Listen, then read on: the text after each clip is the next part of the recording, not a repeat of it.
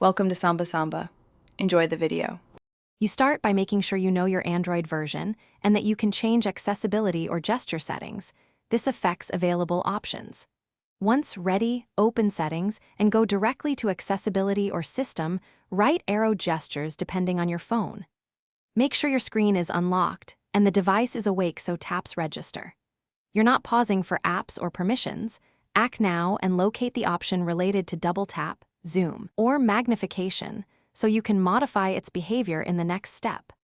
Once in the accessibility area, find magnification or magnification gestures and inspect enabled methods.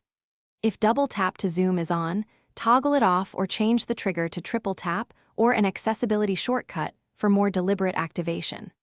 For some phones, gestures live under system right arrow gestures.